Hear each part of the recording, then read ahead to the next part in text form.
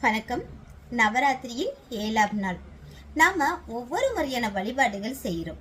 பல திருத்தலங்களுக்கு சென்று வருகிறோம். அதனுடைய பலன்கள் அனைத்தையும் முழுமையா பெறுகிறோமா அப்படிங்கறத ஒரு கதை வடிவா பார்த்துடலாமா? கைலாயத்துல பார்வதி தேவி ஒரு முறை கொஞ்சம் சோகமா உட்கார்ந்துருக்காங்க. அங்க வந்த சிவபெருமான், என்ன ஆயிற்று தேவி, ஏன் இவ்வளவு சோகமா கங்கை நதியை பார்த்துட்டு இருக்கிற அப்படிங்கிறாங்க. அதுக்கு தேவி, கங்கை நதியில நீராட வரக்கூடிய பக்தர்களின் எண்ணிக்கை நாளுக்கு நாள் அதிகமாகிக்கிட்டே இருக்குது. இவங்கள் அனைவரும் சொர்க்கத்திற்கு வந்தால் நம்மளுடைய சொர்க்கம் தாங்குமா, என்ன செய்ய வேண்டும் அப்படிங்கறது தான் சிந்தனை பண்ணிட்டு இருக்க. தேவி, இதுக்காகலாம் நீ ரொம்ப பெருசா சிந்தனை பண்ணிட்டு இருக்காத, அங்க நீராடுற அனைவருமே சொர்க்கத்துக்கு வரமாட்டாங்க அப்படின்னு சொல்றாரு.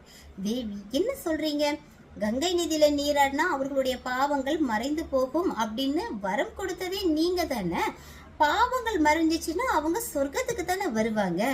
ஆமா, வரம் கொடுத்தது நான் தான். ஆனா அங்கு நீராடும் அனைவரும் நம்மளுடைய பாவங்கள் அனைத்தும் தீர்ந்து விட்டது, நாம் சொர்க்கத்துக்கு செல்வோம் அப்படிங்கிற நம்பிக்கை அங்க இருக்கிறவங்களுக்கு இல்லம்மா. அது எப்படி சொல்றீங்க? எவ்வளவோ தூரத்துல இருந்து வர்றவங்க எப்படி நம்பிக்கை இல்லாம அங்க வருவாங்க, நீராடுறாங்கன்னு நீங்க சொல்றீங்க? தேவி, உனக்கு சொன்னா புரியாது, வா, நான் உன்னை அங்கே அழைத்து சென்று அங்க நடப்பவற்றை காட்டுகிறேன் அப்படின்னு தேவிய கங்கை நதிக்கு கூட்டிட்டு வர்றாரு சிவபெருமான். ரெண்டு பேரும் வயதான தோற்றத்துல கங்கை நதிக்கரைக்கு வந்திருக்காங்க.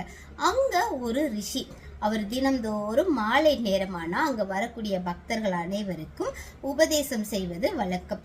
அவருடைய உபதேசத்தில் அன்றாடம் இந்த கங்கை நதியில் நீராடுவதன் மூலம் நம்மளுடைய பாவங்கள் அனைத்தும் மறைந்து போய்விடும், நமக்கு சொர்க்கம்தான் கிடைக்கும் அப்படின்னு சொல்லிட்டே இருப்பாரு.